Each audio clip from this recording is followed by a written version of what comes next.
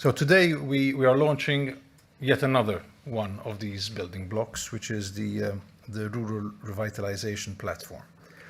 And this is a new tool where we have created a space where all those who want to improve the situation of depopulated rural areas can join up together, will be able to access resources, share good practices, and exchange ideas. Because ultimately, I think a lot of what we want to achieve can best be served by having this exchange of ideas, because there are a lot of very interesting things going on in different parts of Europe. And I think one of the very strong elements that we have in these efforts is that we can build on the experience and build on the ideas of others, and even perhaps feed into those ideas and help one another to improve what we are doing. So this platform is part of the broader Rural Pact Community Platform, which itself is addressing the need to collaborate between all the various stakeholders. And in the coming months, we hope that we will be able to continue enriching this platform, bringing in resources, bringing in these good practices, as I mentioned, coming up with new projects, new ideas, and also linking to other networks, because I think this is, in fact, also one of the very important aspects of this long-term vision for rural areas. We sometimes talk about this vision going beyond agriculture and going beyond farming, which isn't to say that we're putting farming out of the picture. On the contrary, we're saying that this is, in a way, I guess, the mainstay of the activity of rural areas. But if we want to dynamize our rural areas, we have to look beyond that as well. And we have to look at all the other things that we can be doing. At the same time, and perhaps sometimes it's a bit of a difficult balancing act, we need to make sure that rural areas remain rural areas, that the essential characteristics of the rural areas remain there as well. Because we don't want rural areas to become cities. We don't want them to be transformed into urban areas. We all enjoy them. We all love spending time in rural areas. They are very good places to live. And I think one of the few positive experiences of the COVID pandemic was to see how rural areas started becoming attractive again to many people. And these are all things that I think we need to continue encouraging. Yes, it's not easy to balance, because if we talk about increased connectivity, if we talk about trying to stimulate new economic activities, these are all things that are going to start attracting people if they work. And we want to make sure that we don't attract too many people, in a sense, because otherwise we will be changing the essential characteristics. But I think all of you who have been working on these issues for far longer than I have know exactly where to find this balance. And when we say that we look beyond agriculture, so we need to look at how our youth can be encouraged and can be brought increasingly into the picture. And it's very important, some of the other work that we are doing in our cabinet revolves around developing the democratic space and deliberative democracy. And we've seen that when you bring people together of all ages, but especially young people, and give them the opportunity to speak and to show what their thoughts and their aspirations are, policy gets better. It's as simple as that. Earlier this week, we launched the Child Participation Platform. And there we were bringing children into the policy debate. And again, it was amazing to hear 8-year-old children speak about the kind of Europe they would like to live in. And I'm sure that if we find ways to bring these discussions together on issues like depopulation, rural areas, and including all citizens of all ages, then we can only do what we are already doing much better. Innovation is a very important aspect as well, and we hear all sorts of new ideas linked very often to technology, but not only. And rural areas can be extremely good laboratories for some of the new innovative ideas. Smart villages being a case in point, perhaps. But we also need to look at mobility, energy, climate change, sustainable agriculture, women, very important as well to see that the statistics tell us that women tend to leave rural areas more than men. And there's a reason for this. We know that in many places, the agricultural sector is still a little perhaps conservative, and there isn't as much place for women as we would like it to be. So we want to make this a more hospitable environment for women to be able to participate as well. Of course, education, our social economy, the care sector, because very often when we talk about depopulated regions, it's older people who are getting left behind, and then the services, the appropriate services, are not available to them. So we need to be able to see that we can create an ecosystem that can provide all of these different possibilities. I think the long-term vision is also a very good example for us as civil servants within the Commission of how different parts of the system work together. And hopefully there's also something that we can replicate at the different levels of governance, at the national level, at the regional level, at the local level. Because I think the success depends very much on being able to bring the different strands together.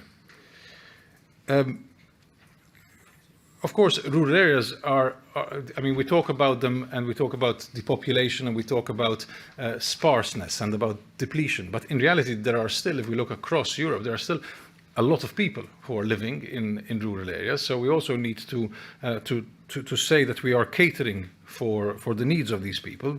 I believe almost 140 million people across the EU live in rural areas. This is roughly a quarter of the population of the European Union, so a very significant proportion of the population. I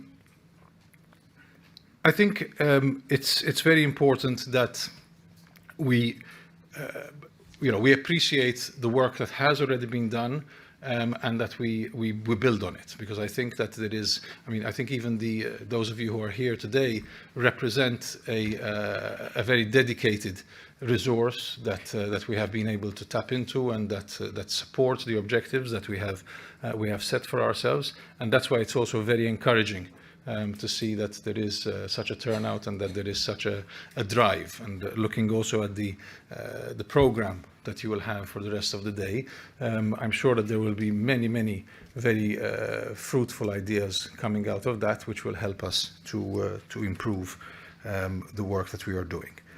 Perhaps I would mention, I said before that we have many examples of what is happening in various parts of the European Union. I think it's worth mentioning these different examples and how these are ideas that can help others to develop their own plans. For example, the French rural agenda, which supports the development of the tiers-lieux, I believe it's called. There's a Spanish plan of measures to combat the demographic challenge, which invests several billion euros, being drawn from the recovery plan.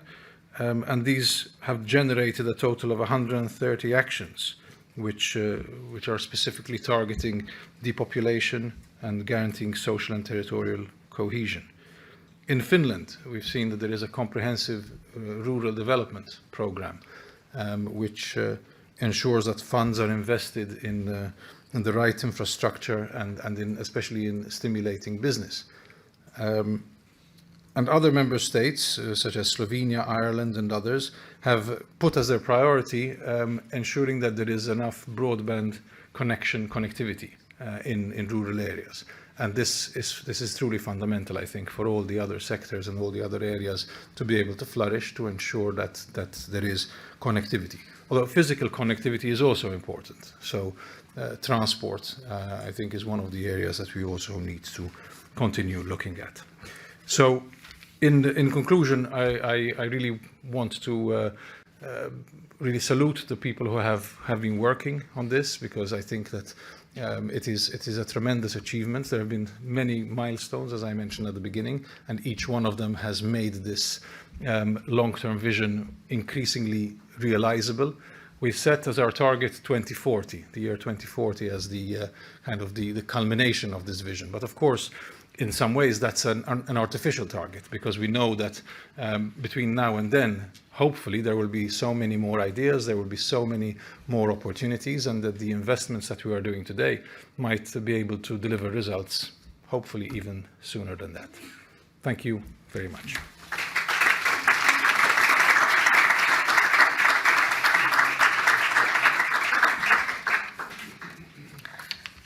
Thank you very much for your introduction, and I think that you have, I would say, explained the framework in which we are going to work today. So thank you very much, Colin. So now I'm going to invite my colleague, Ursula, who will introduce the day, who will explain how we are going to work. And so, Ursula, you're welcome.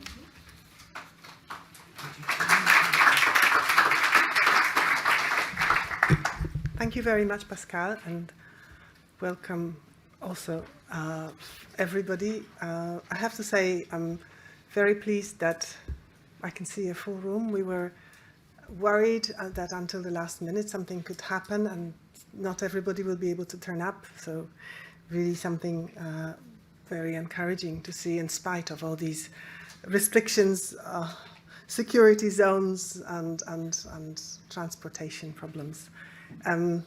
Well, we'll see how many of you had actually had to get here in a long and complicated way. If I could have my presentation up, because I'm trying to click, but it doesn't seem to be. Sorry. That went too quickly, sorry. Okay, thank you very much. So I'm going to explain a little bit the concept behind this event, what we were thinking when we designed it. Of course, we know that there's, a lot of evidence about rural depopulation. We're not going to discuss the data, but it has to be there in the back of our minds all the time, what is actually happening in Europe. There are many policies, Colin has already mentioned many of them, that are being implemented to address what is happening with rural areas in Europe. And we're going to have some more examples later on. But I think the main message is we still have a long way to go.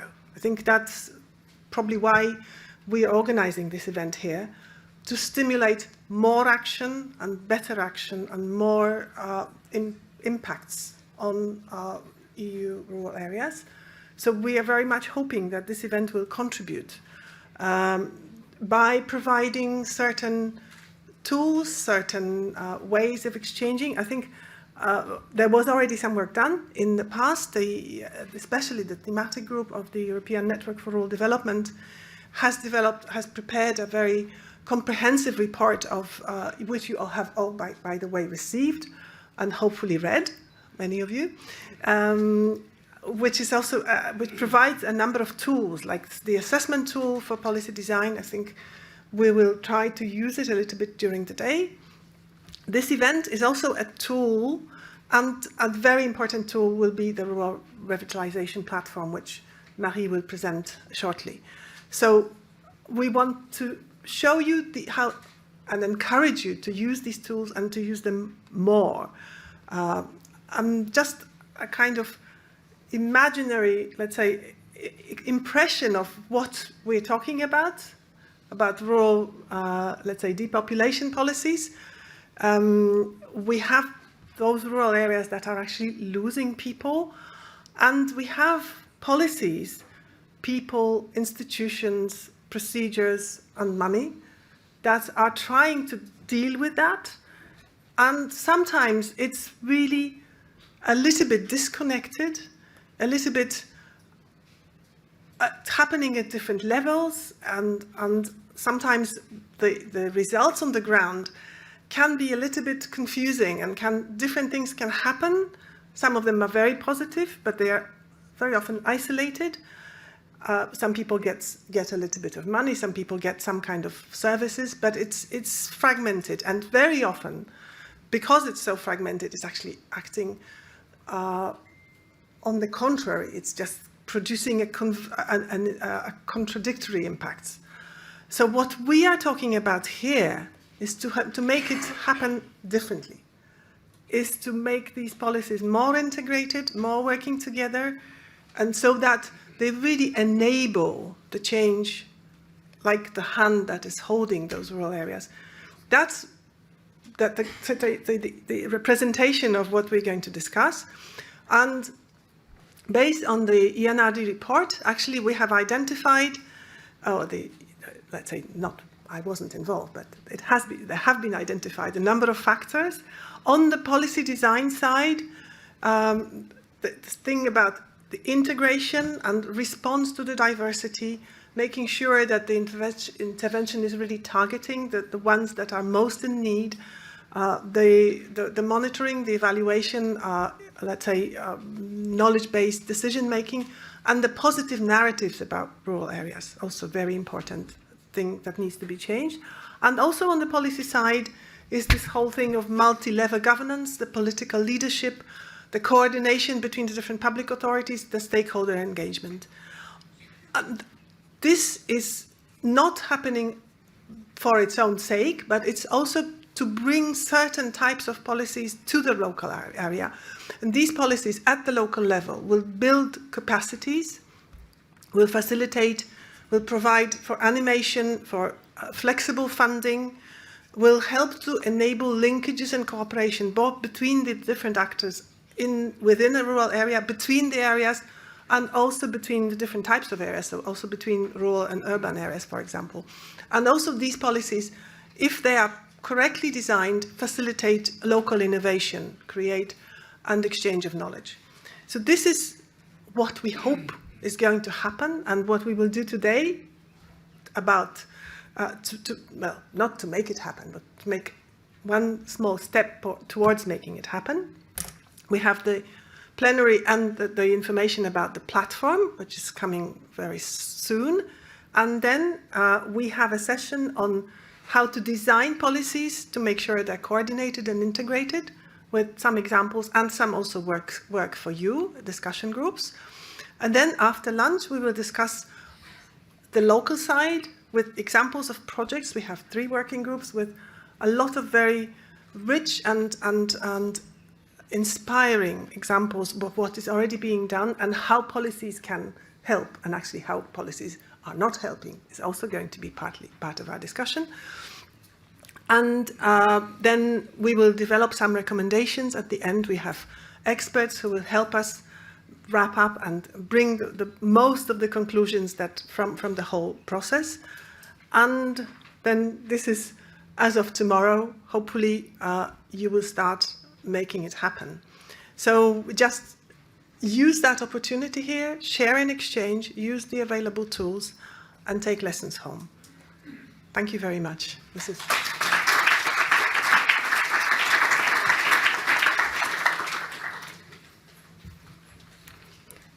Thank you very much, Ursula. Before we go on, I will propose you a warming exercise, although it's warm here, but I will raise 3 questions. So the first one, so I will invite you to stand up if you come from a fast depopulating area.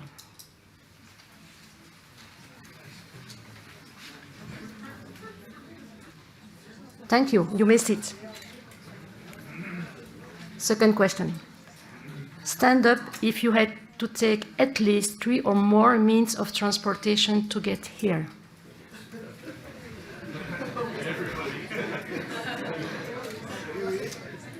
You are very courageous. Thank you. And the last one, which is also important today. Stand up if you are already a member of the Rural Pact community.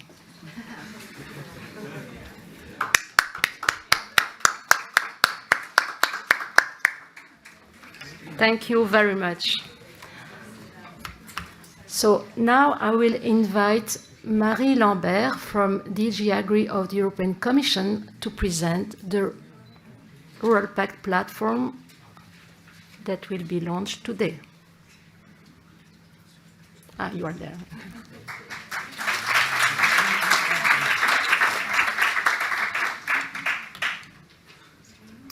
Good morning, dear colleagues. We are really happy to be here with you today in this context and to be able to introduce and launch officially the Rural Revitalization Platform. As you know, the long-term vision is a communication from the Commission dating from June 2021. The vision recognizes the key role of rural areas that they play in shaping Europe's future, and it also highlights that urgent challenges remain. It brought together the common aspirations of Europeans on how they would like rural areas to be in the future: stronger, connected, resilient, and prosperous. The communication proposes two main ways to implement the vision. On one side, we have the Rural Action Plan, which is what the European Commission proposes to do. And on the second hand, we have the Rural Pact, which is about joining forces with national, regional, local government and stakeholders. Coming back to the action plan, it contains 30 actions, as Mr. Scicluna mentioned already, 24 of which are thematic actions, and the remaining 6 are more horizontal. The thematic actions include 9 flagships, which are bigger initiatives or group of initiatives. And we are gathered today around the first flagship to launch the revitalization platform and to tackle depopulation. So we also have the horizontal actions, and you can see the 6th one, which is to propose and facilitate the Rural Pact. The Rural Pact is a formal space and framework to boost cooperation between national, regional, and local governments, civil society organizations, businesses, academics, and citizens to act towards the shared goal of the vision. The pact belongs to all actors willing to make a difference in EU's rural areas, and it aims to act as a network for governance of rural issues, complementing the Rural Action Plan, amplifying rural voices, and giving them direct access to EU level. Today, we launch one more major initiative of this vision, the Rural Revitalization Platform. The tool is a collaborative space that has been developed by the Commission, a team of IT developers, and the Rural Pact Support Office. It aims at all those who want to improve the situation of depopulated areas, and it allows interested users to join, access relevant resources, share good practices, and exchange their ideas. In the different user analysis that we conducted, we noted that the stakeholders participating in the pact shared some similar needs to those working on revitalization, namely collaborating with each other. We have therefore grouped our tools to address this need of collaboration and to make it easier for rural organizations to have it all in one place, namely the Rural Pact Community Platform. The platform has 3 objectives. The first one is to stay informed. This is where you will be able to find about latest news and events from us, but as well from the community. The second one is to connect with each other. This is where you will be able to create your profile, to access registered user-only content, and from where you will be able to find your peers and get in touch with them. Last but not least, we mentioned it several times this morning already, about exchanging and interacting. This is where you will be able to join community groups for action dedicated to specific topics or to geographical levels that could, for example, serve as national online collaborative spaces for rural stakeholders. But let's be more concrete and see how it looks like in practice. If this works. We'll switch in a minute to the online platform, to the home page, please. You can already see an example of how a profile looks like. Thank you, Diva. So yes, welcome. This is the home page. This is where you will be landing when you will connect to the platform. On this homepage, you can already grasp a few things of content, and you can also start performing several actions. So we highlight news, we highlight events. You saw already a few of the community groups. We'll come back to them later. And there is also an introduction word where we link back to the revitalization section and to the pact section as well, where you will see that each piece of content is actually tagged according to the focus that we talk about, actually. But what is of interest to us right now is the Join Us button. When you click on the Join Us button, you will land to the Become a Member page. Yes. thank you. This is where it allows you to become a member of the community. Thanks for those who are already member, by the way. And for this, you need to agree to support the 10 shared goals of the vision. Once you become a member, you will receive the newsletter, and you will also get access to some restricted areas that are only for registered-only users. In effect, how does that work? You fill in the form. You can see the link, yes, based on EU login authentication, and you will get to this profile page that you can build as you see fit. You can edit, you can complement. Just a quick note, if you are already a member of the community, you will still need to go back and fill in this profile on the platform for privacy reasons. Once you have created your profile, you will then be able to connect with other users. You can see this, the connect with each other page, see who is there, take a look at the profiles, and ultimately contact your peers. This will be available soon. Another thing that opens up when you are registered are the community groups for action that we mentioned. These are online spaces who gather people in subgroups, either by topic of interest or by geographical scope. So community groups are animated by one or several community coordinators, which can be European and national stakeholder organizations and institutes. We have 3 existing groups already. Thank you for these. The first one is about the Rural Pact Coordination Group, which held its first meeting last week. The second one is about smart villages, initiated by Edina Oxco. And the third one, we mentioned the topic already, Women in Rural Areas, initiated by the Grass Sealing Horizon project. If you are an European and national stakeholder organization and institute, you can also consider creating and coordinating your own community group for action. For this, you can go and take a look at the Create a Group page. You will see there is a guidance document, there is an expression of interest form, and then you can reach out to us to discuss it and see how we can best coordinate on that. The groups work either in English or in a specific EU language, and we will, as soon as possible, allow the automated translation tool on the platform. I would also like to show you one piece of content, maybe the event page of today, so that you can see how it works with the tags and the focus. Since we combine both revitalization and the pact, each time we upload content, we have the chance to tag it, to flag it as belonging to revitalization, to the pact, or to both, and also to define some topics of interest. For the rest, I will leave you the chance to browse a bit through the different sections, though I would still like to highlight the commitment page. Since the launch of the Rural Pact Conference last year, all the stakeholders have been invited to commit to the pact. Everyone is really welcome to contribute, either on your individual behalf or for the organization that you work for. No action is too small, actually, so really feel free to take a look and commit if you feel like. We also have a resources section that we will enrich with more resources, good practices projects, links to other websites. And finally, it may be interesting to show the footer with different links again, including the privacy statement. It's always good to take a look at this. And you can also see the social media accounts if you would like to follow us. It's time to go back to the presentation.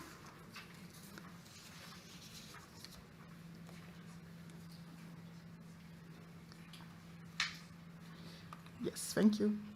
So as you've seen, you can benefit from the platform in various ways, as well as contribute at different levels, from becoming a member by filling in the form, finding peers for your projects, joining groups to share your opinion in discussion rooms, creating a group, or suggesting good practices.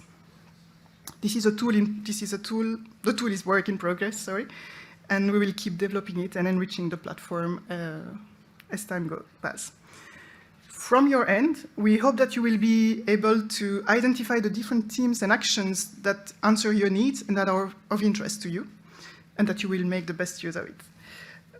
The tool really aims at becoming a full one-stop shop, so really please feel free to suggest connections with existing websites and platforms so that we can pull all the resources together.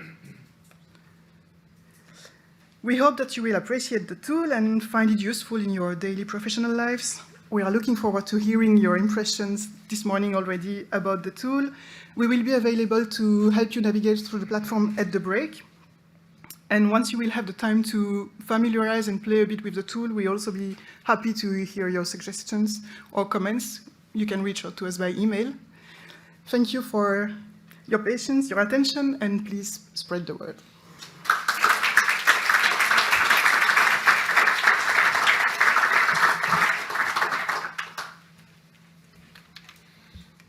Thank you very much, Marie. You will come back in the panel after, but I will call you soon. So we can move the screen because we are going to sit there. You will receive all the presentations, so you can take pictures, but do not worry, you will receive very soon. I mean, from tomorrow on Monday, all the presentations will be uploaded on the website and perhaps later on the platform. So Divin, thank you thank you very much.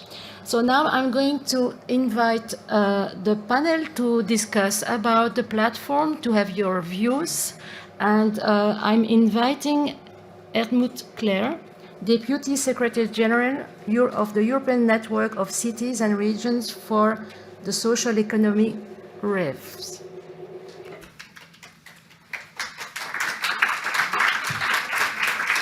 You can sit. Juha-Matti Markkola, expert of the National CAP Network, Finland. Welcome. Bojana Markotic-Knik, Secretary General of Croatian Leader Network. You can sit there. And Marie Lambert, you are welcome back to join the panel. And I'm inviting my colleague, Patricia Martinez, to moderate with me. So you can sit there, Patricia. So Patricia, you have the floor, but we need a micro, and I will take perhaps the other one. Sure, yeah, no problem. Thank you very much. Thank you, Pascal. Good morning, everybody. I'm pleased to be here. Okay, so we have launched this long-awaited platform. Thank you, Marie, for the very detailed presentation. I think it has already given a good overview of how we can make the most of this tool. But now we want to hear from representatives of the stakeholders, so the people that are definitely going to profit, hopefully, from this tool. What are your impressions, your ideas, suggestions on how we can make the most out of this tool? So I'm going to start maybe from my left with you, Helmut. Good morning.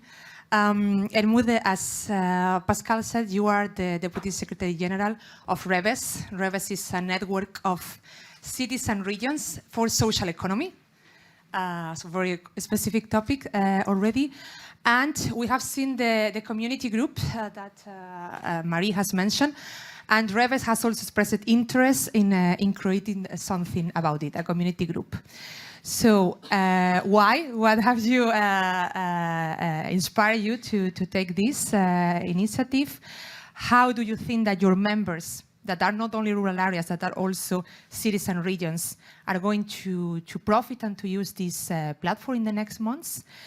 And maybe if you can also tell a bit on which information or sources do you think that you are going to share once you have this community group? Thank you very much, Patricia, and thank you very much for the organization of this event. A good occasion to exchange and also to meet new persons. And already this morning we had very interesting discussions linking actually to the topic of this panel. Just a very short word, REVS, we are bringing together cities of very different size, so big cities but also very small cities of just some thousand 2,000, 3,000 inhabitants, but also regions, and many of them really covering rural areas. And rural development is one of the priority topics of our network. Not the only one, but one of the main topics we are following.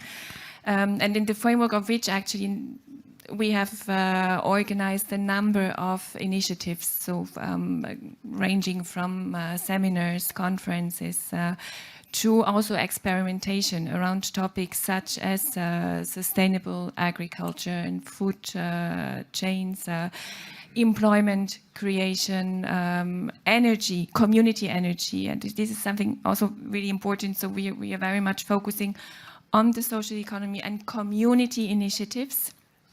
And as we also have the municipalities and regions on these CODIs, I know it's a buzzword, but that's what we are working on since 20 years on co-design of policy. So how can different players be brought together to work on a specific topic? And so in this case, for example, also energy communities in rural areas, and tourism, mobility, linking also rural areas and cities, food systems, you name it. So this work actually for our members, the platform would be a really good means to share actually what they have already done or what they are doing, but on the other hand, also to get in touch with initiatives, organizations, authorities they have not yet been in contact with, to get inspired by other practices. Maybe also to launch new, not maybe, hopefully also to launch new type of cooperations in the framework of European initiatives, but also in the framework of national programs. We have national programs also linked to the cohesion policy funds, for example, but also to others that allow for transnational cooperation. So our members are always also looking for partners. But then there are also two other opportunities we perceive, and one is to bring together, to use this platform to inform ourselves and maybe bring better in touch different type of initiatives that exist already in Europe, and different kind of initiatives launched by the European Commission. This morning, when I was presenting our network to one of the participants said, "Oh, okay, then you're working also on CSA." And I was sorry, I'm not completely sure I know what CSA is. And then he said, "Oh, community-supported agriculture." And then, okay, yes, of course, we've been working on, for example, citizen shares to support young farmers and to support the creation of short supply chains, etc. So there are so many initiatives we've come across, and so many tools trying under different EU policies, trying to promote these initiatives. And this platform can be really a means, and we all can be actually ambassadors to bring these different, to create connections and bring these different initiatives together. And yeah, and the final thing also to link maybe also better rural development and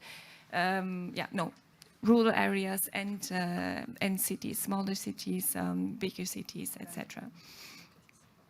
Yeah, so I'm not sure. I stop here. I responded to all your questions. I think you did, Elmude. Thank you very much. So, social economy, somebody is interested already in this collaborative group that it might happen very soon. You can reach Elmude during maybe the coffee break and continue exchanging. Thank you, Elmude. You were mentioning already, Elmude, that indeed there are many initiatives at national level, European level, and then I want to link that with you, Juha-Matti. Good morning, and thanks for being here.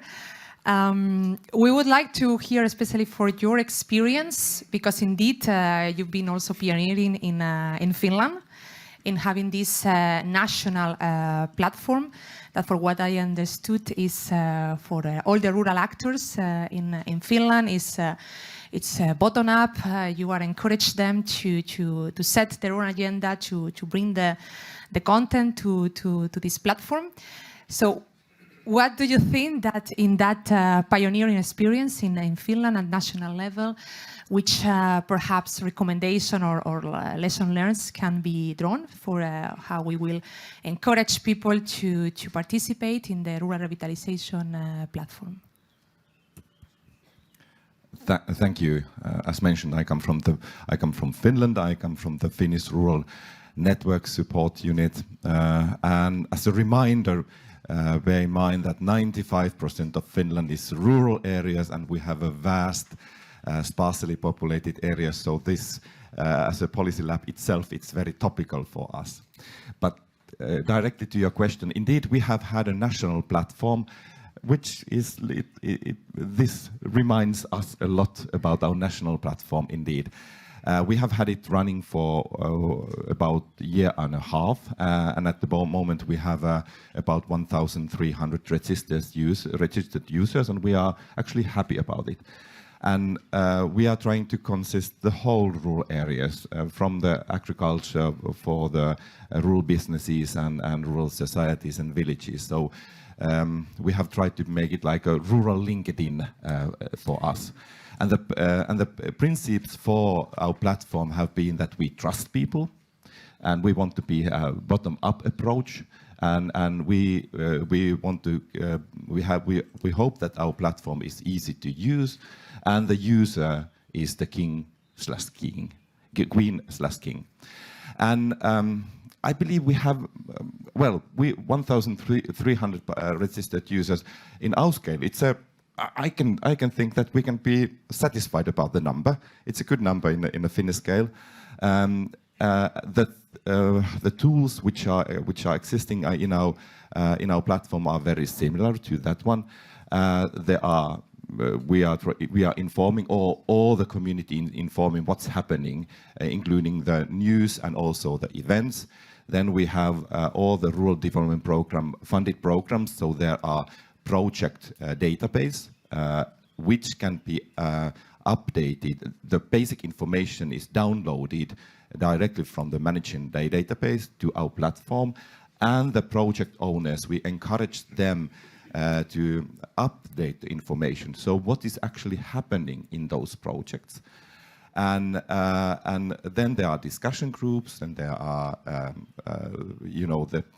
people's profiles, and there are speed dating, like you are doing as well here on this platform. So you can suggest the theme, and then to set up the date and the platform. So let's discuss about this. It's like speed dating. If you are interested in rural tourism and developing that, so let's discuss about that. And this is our proposal for the date and the theme. So it has been working quite nicely. You ask about the recommendations. Yes. Yes, so it is. These platforms are indeed needed, and but we need constant development. So we can't be happy the current state how the platforms are operating. So we are constantly developing our platform. The most useful so far has been the people are looking for experiences. So the database of the projects and what is happening in the projects. So that has been the most popular one in our platform. People are looking for peers there. So the database of people. So that's very, very much used. And then also the events calendar. So those are the most used. And the discussion groups, very, very hard to put them on. So we have them, but to have an active discussion group, it seems to be very difficult. It's probably the most difficult part. Yes. I have some. Shall I continue? Because I have 2 points which we are thinking to proceed. Yes. Yes. Do you want? No, go for it. Go for it. 1 minute. So, what are the next steps? So, we want to develop our platform to be more like database. So the data reservoir. So that's desperately needed. And then now we are thinking the next the next steps has to be that we are using artificial intelligence, because there are so much information, we need help, and we are hoping to have artificial intelligence tools for user-orientated data mining, if I may so. So that's our interest at the moment. Okay, thank you very much, Jutta. Yeah, I think that the artificial intelligence, then the role probably of the facilitator of these discussions is very important. As you said, you need constant content adaptation, even if you are empowering the users to take the ownership. Yes, I will... No, it's okay. I just want to add to be fully... Just to add, to be fully transparent, that the Finnish platform was a big source of inspiration for for ours. So, Patricia, can I ask Marie, how would you see synergies between the platform that you, Amati, has just presented that can be developed at other, I would say, at other levels with the platform at EU level? So how do you anticipate those kind of synergies to boost the different levels at European level, but also at national and regional and local level? Well, the very first thing is that we really find inspiration in the platform, but then the idea is to, we know that not everybody has the means to develop such a great platform, so the idea is that we can use this one for collaborative space at national level for the member states as well. I mean, for all rural stakeholders in specific countries in their own language. So that's something that we really want to push for. Thank you. I don't know if this one. Let's use this one. So yeah, thank you, because indeed it's been a sort of inspiration. I moved here. Sorry if I was... Good morning, Bojana. So as Pascal presented you represent the Croatian Leader Network, and you have long experience therefore in boosting networking, cooperation among organizations, negotiation as well. That's also like part of the activity. So now that we have seen how the platform operates, we would like to know how you think in the Croatian context it can function. How do you think that we can encourage the organizations to become the users, the king and the queen of the platform, and maybe which information and resources do you think that for them it would be more interesting to see there in the platform? Okay, hello everybody. I don't want to introduce myself. Anyhow, it will be too long. Hello. So, let's start with one thing. When we talk about that platform, I remember when we started to talk about it in a working group on NRD, we had example, because more than 10 years ago, even longer, we have one platform. We built platform which was unique for LUGS networking. And they had also solution to use part of that platform for their own networking. So they can use a system, they can use a base to be on our platform, but we cannot see what they doing with their members. That's also interesting part. Why? People do not have money for build the platforms, tools, and so on. That's what you talk about. I just want to say what our friend from the ministry said. Don't talk about me in Finland, please. Don't talk about them. Because you live on another planet. If you, definitely, if you compare with the south of Europe and post-socialist countries, you definitely live on another planet. It's a completely different mindset, what you have, and also the financial resources, what you have, are completely different. And for something like, for platform, to have that platform, you need to have money for people to work with the platform, to build the platform, to collect material, to discuss with the people, to manage all that, and that's not easy. Why I said we had it? Because 2 years ago, we need to abandon it. We cannot finance it anymore. And that was the main problem. That was our private donation from us because we couldn't raise the money for a platform. Why? Platform is not a project. Platform is a tool which needs to be financed for a long time. And that's the main problem when we talk about platforms.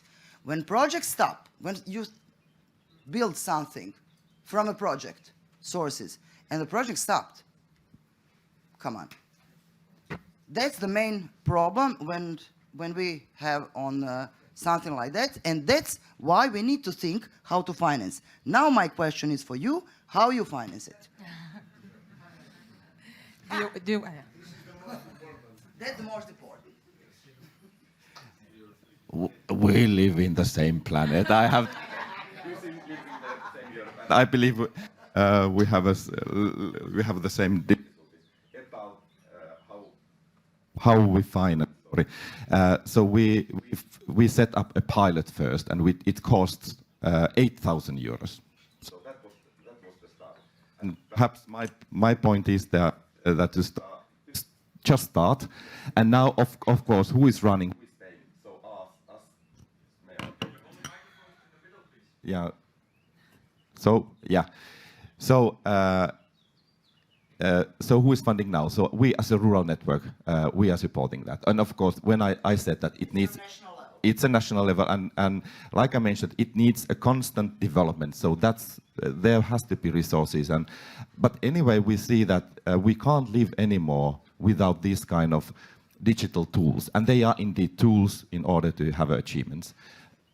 We just have to have those. But what is the best platform or best tool for national level? So you have to decide. But I think we were piloting first. We were deciding through the pilot what we need. And we were taking the actors with the pilot. Yeah, thank you for the details. But here, I mean, we are concretely speaking for the rural revitalization platform and acknowledging these difficulties, as I say, and funding for sure, it's, we know, a main difficulty. Do you think that therefore the rural revitalization platform that is funded at EU level could somehow be a collaborative space that could create that need that is there? Because at least like the resources are coming, of course, there is still the need for the people to feel that they need to go there and then to create the content. But the space is there, and depending on whether they decide to do it also at national level, at least we know that the long-awaited rural revitalization platform is there. So do you think that could at least tackle, if not totally, partially, this issue, Bojana? Well, my opinion is that's great. Why? You have different teams. Everybody who live in very, very remote rural area, and we are isolated from the information if we don't have electricity.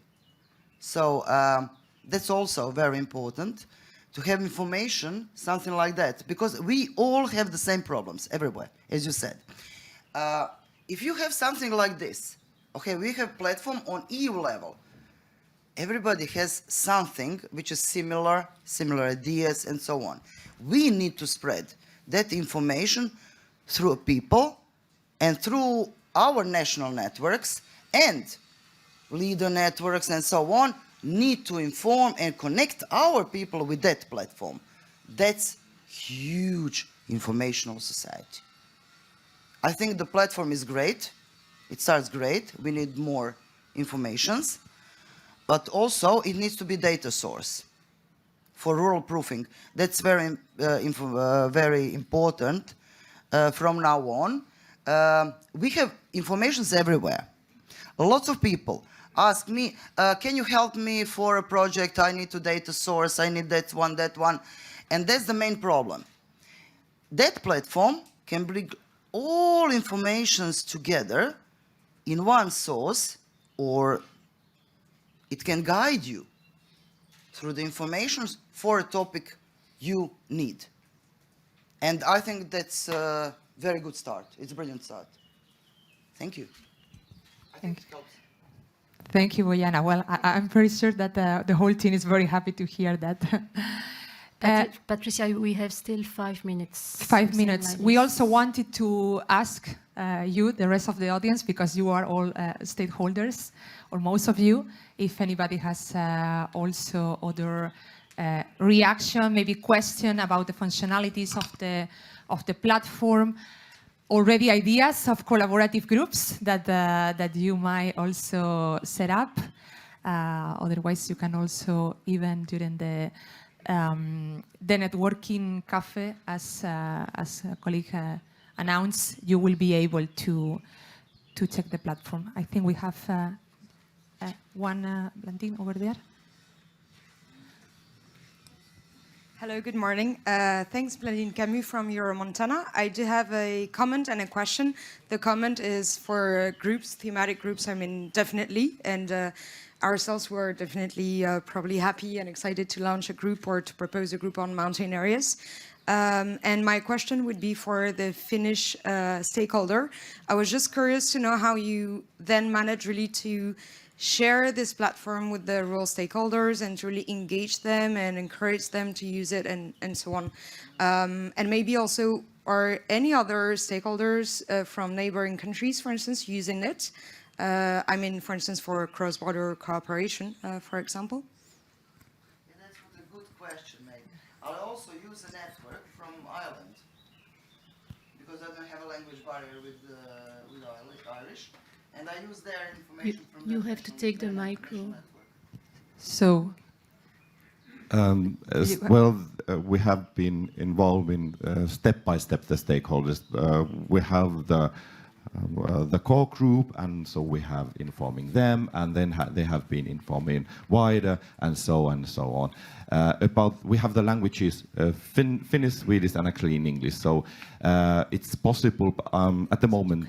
Mostly the Finnish actors are there, but you know, Swedes and Swedish-speaking are welcome, and also you can peek in, now English side. Our idea has been that use your own language, which is like Finnish and Swedish or English. So use it.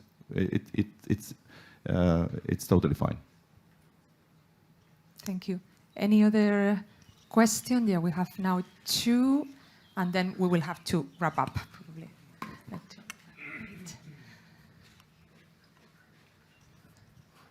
Thank you, Michael Kugler from UFRAS, the European Forum of Rural Advisors. My question is about the target group. All of us, we know average age of a farmer today is close to 60. And we have a huge group of people which are not reached by nice and fine and beautiful platforms because they don't use computers at all. So how to reach these groups? Does anybody want to comment on that? Yes, I can answer. Please. Okay. What do we talk about here? We talk about lots of interventions from European Commission, lots of policies, as Ursula said, policies, database, lots of information, lots of actions, lots of everything.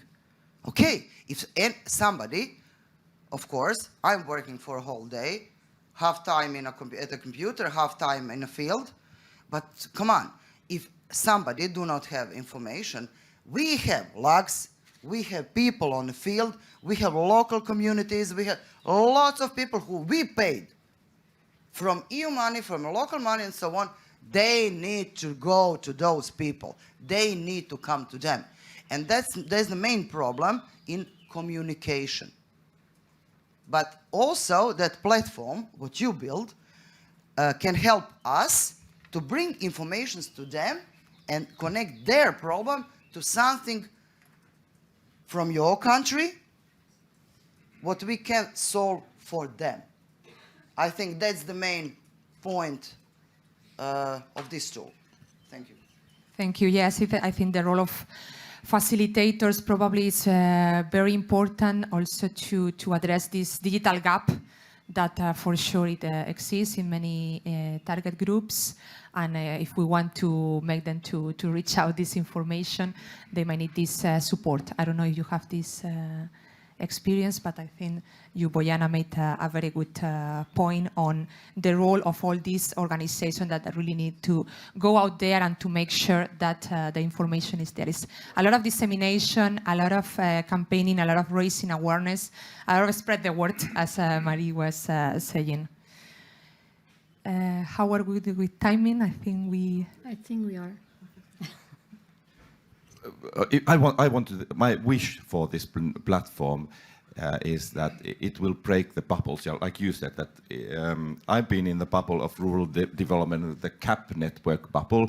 So for me, this platform is breaking the bubble, because we are talking about the wide rural policy, and it includes everything what there are. And I think that's very important. I hope it changed the narratives of the rural areas, because the depopulated areas, because there are different narratives.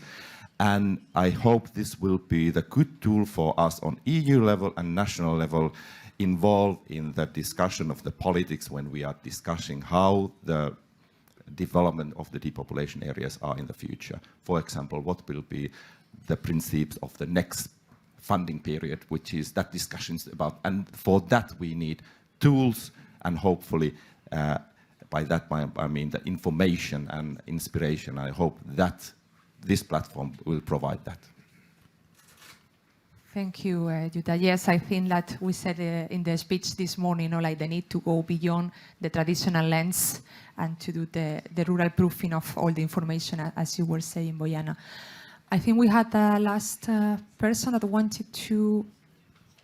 we have two. We have the gentleman over there with the white Hello. shirt. Yes. Good morning. Good morning.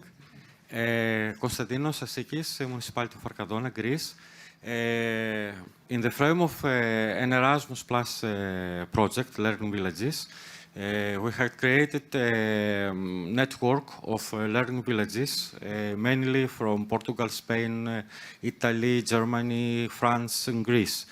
We had the intention to continue this network, so now we are in the SERVE program, Citizens' Quality Rights, and we are continuing this effort to attract European villages in order to implement some actions regarding culture, the digitalization, heritage, etc., etc.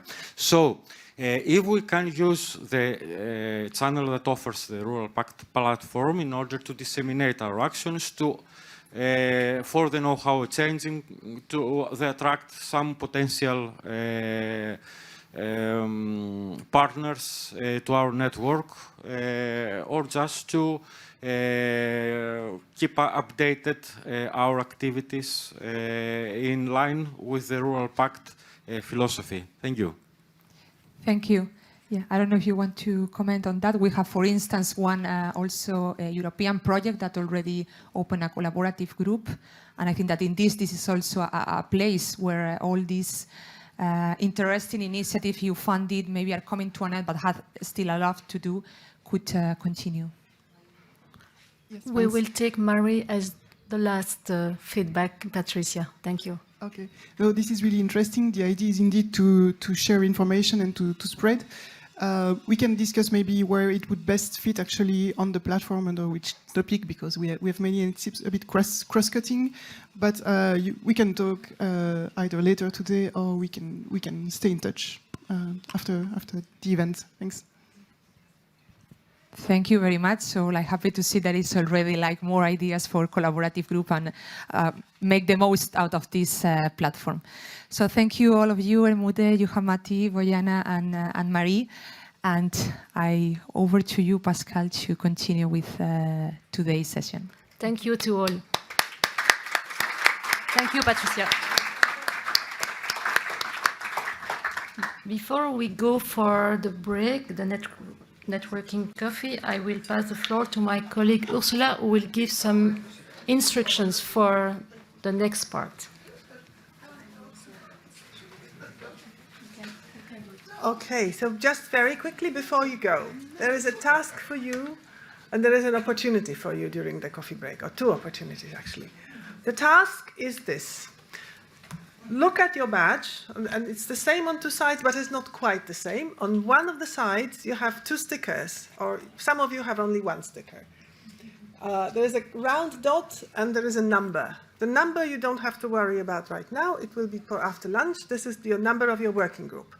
But for the colored sticker, your task during the coffee break is to find, there are those cards of different colors spread in this room and in the other rooms. Find the card with the same color as on your badge. This is where you will go during the session afterwards, but not right at the beginning. We start in plenary, but when we give the signal, you will have to go to the place which you have identified. So it's better that you spend some time during the coffee break to find where you are. There are, the dots here are supposed to be the same as on your badge. If you have any doubt, sometimes you have to actually write, this is actually dark green, because it's so dark here that you can't see it. So sometimes you have an extra explanation. On your badge, you have, and so this is, and just to give you, to facilitate your task, everybody who has a white dot on their badge, a white dot with another color, a blue circle, a green circle, a red or orange dot or something like that, they are in the other rooms. Everybody who has, almost everybody who has a full color is in this room, except for the gray ones. So this is already facilitating your task. No worries, you will find it. That's not complicated. Yes, and the meeting rooms are out there. Second, sorry, just the two opportunities to mention. One is, as has been said, to network and to exchange. The second is, we have two colleagues from our team who will help you, if you have questions about the platform, to go on the platform and actually see for yourself. Two colleagues, Diva and Julie, who are, Diva you have already seen on the screen, and Julie is next to him. They will be around. If you want during the coffee break to go on a computer and just try the platform on your own, use that opportunity. And see you here at 11:15. So let's try not to delay too much. Thank you very much.